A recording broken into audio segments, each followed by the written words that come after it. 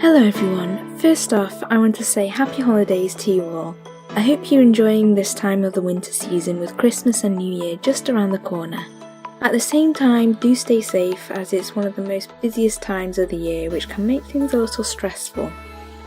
Coming up in this video, I'll be reviewing the iPhone SE which I have been using for 2.5 months. I'll quickly run through the specs, give you some benchmarks, talk about how it actually performs in comparison to the specs, and finally I'll talk about who I think would benefit from owning an iPhone SE.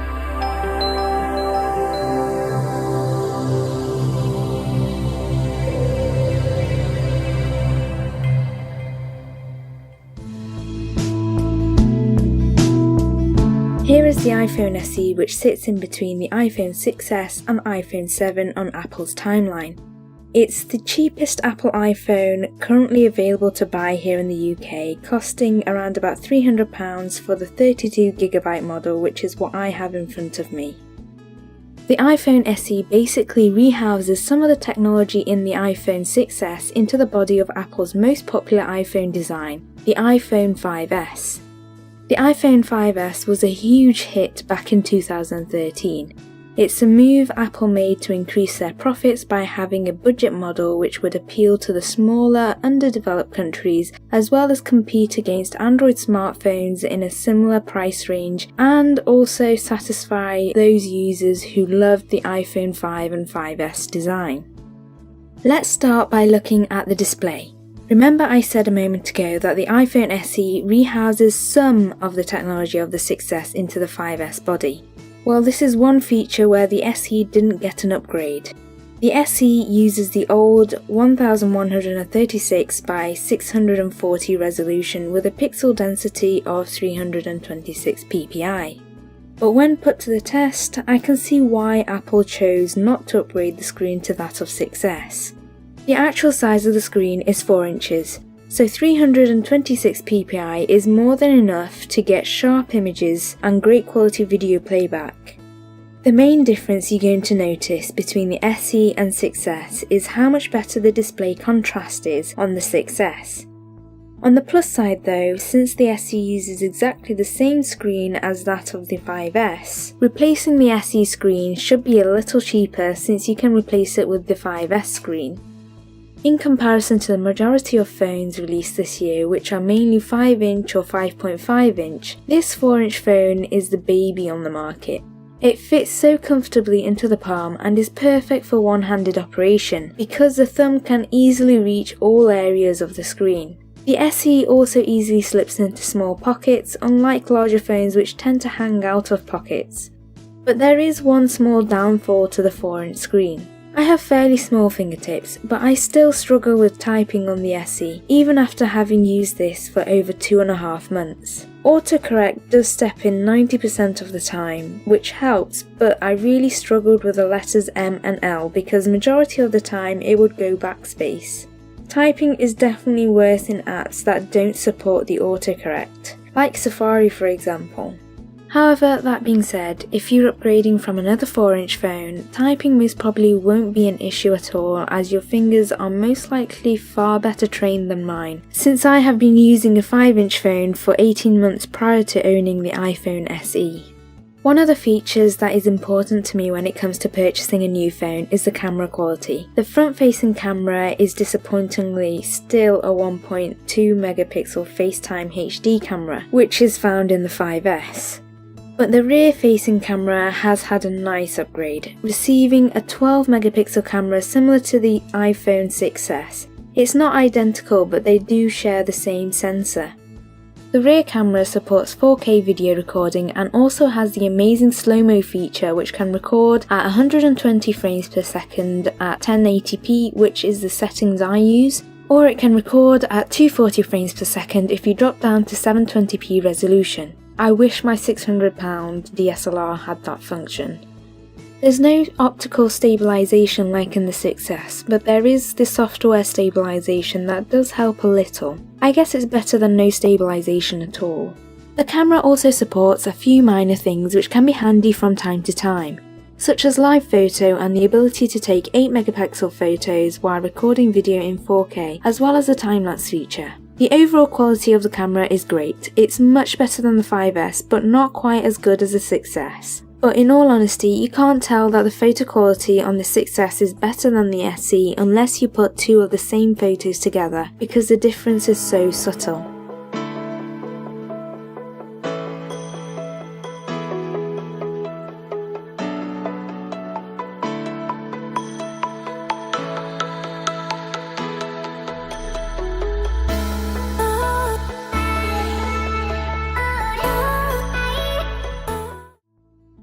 Under low light conditions was where the camera suffered most. It's rather grainy, but even then it's still a lot better than many phones out there, so I'm okay with that.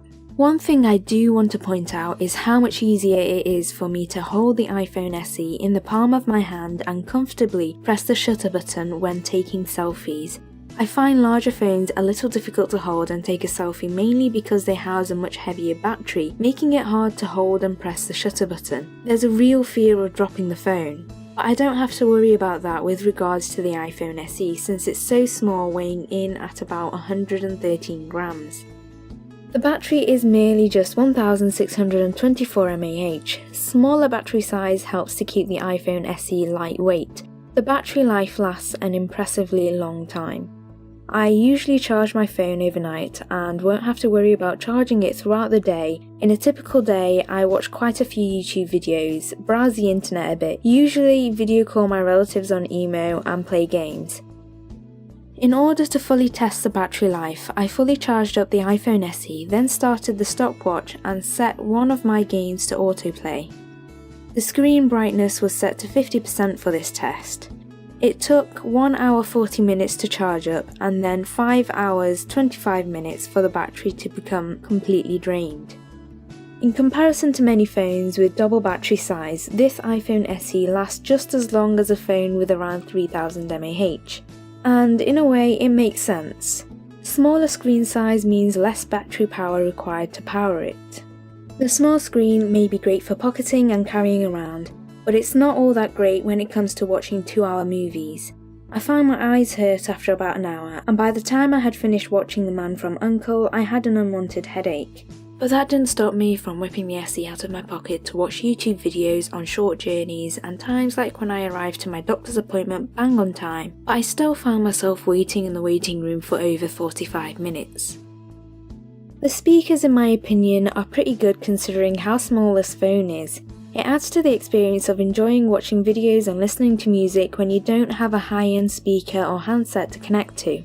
A huge advantage that the SE has over the modern day iPhone is that it still has a headphone jack, which not only have the latest iPhones abandoned, but many brands are ditching it as well. I agree that having one less hole in a phone makes the design more aesthetically pleasing. But personally, I don't enjoy the responsibility of having to make sure my Bluetooth headphones are always charged up. I think it's time we talked about the heart of the iPhone SE. The incredible 64-bit A9 chip, the same chip which is used in the iPhone 6S. The A9 chip provides 2 times faster CPU performance than the iPhone 5S. And the M9 Motion coprocessor provides 3 times faster GPU performance. The benchmark results are comparable to that of the iPhone 6S. The iPhone SE is out-of-the-box optimized and runs many high-end games fast and smooth, such as the Asphalt 8.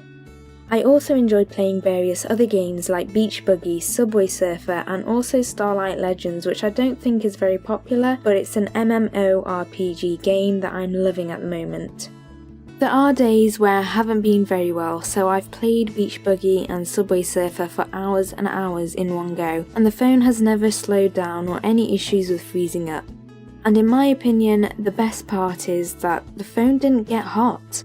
The back gets a little warm, maybe after about 30 minutes, but then maintains that warm temperature no matter how long you use it. It never gets hot like many of the Android phones I have used previously. The iPhone SE comes with 2GB RAM, allowing multitasking like having many tabs open in Safari and running a few apps together in the background, without slowing down the phone. This is great for those of us who use our phones for almost everything from watching videos, playing games, social media, all the way to online shopping without having to worry about clearing background apps regularly. And speaking of shopping with the iPhone SE, Apple have included Apple Pay, making the shopping experience with the iPhone SE more convenient and faster. Just hold the iPhone SE near the reader and your finger on the Touch ID and that's it, you've paid.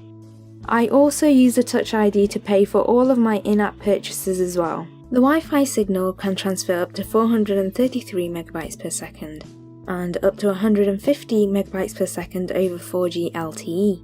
However, despite the Wi-Fi being 802.11 AC, which is the same as my Apple MacBook Pro, I still got very low Wi-Fi signals in the far corner of my bedroom using the iPhone SE. However, on my MacBook I had full signal and fast download speeds. In a nutshell, when Apple claimed the iPhone SE to be the world's most powerful 4-inch smartphone back in 2016, they were right, and I think it's safe to say that the title has carried on right the way through to the end of 2017. The A9 chip with M9 Motion coprocessor and the 2GB RAM paired with the iOS 10 makes gaming and multitasking a breeze. The small 4-inch screen size comes with both advantages and disadvantages when comparing up with a 5-inch phone of today. It really depends on what you prioritise when choosing a phone. Do you prefer watching movies on your phone, or is it more important to have a lightweight, compact phone which is easier to pocket and operate in one hand? In fact, the SE is so small I have on numerous occasions slipped it into my bra when I've been wearing clothing that has no pockets. As silly as it might sound, we girls don't always have items of clothing on that has pockets. A combination of leggings and a short dress renders us pocketless. So there you go guys, that brings me to the end of this review of the iPhone SE. I purchased my iPhone SE from Carphone Warehouse here in the UK on contract. To be honest, I was a little unsure of how I would cope with downgrading from my 5-inch Android, but I really wanted to give this SE a chance and I'm so glad I did. Over the past few weeks, I've fallen in love with the size it is, the smoothness, the speed, and also absolutely loving the camera. All it's missing is the optical image stabilization. I really hope the rumoured iPhone SE2 will have optical image stabilization and a much better front-facing camera. At the moment, I really don't like the 1.2 megapixel front-facing camera the SE has. For those of you celebrating Christmas, have an awesome one, and for the rest of the world population, enjoy the day off. I think most of the planet has Christmas Day off work. I might be wrong though. Anyway, see you in my next video. For now, bye!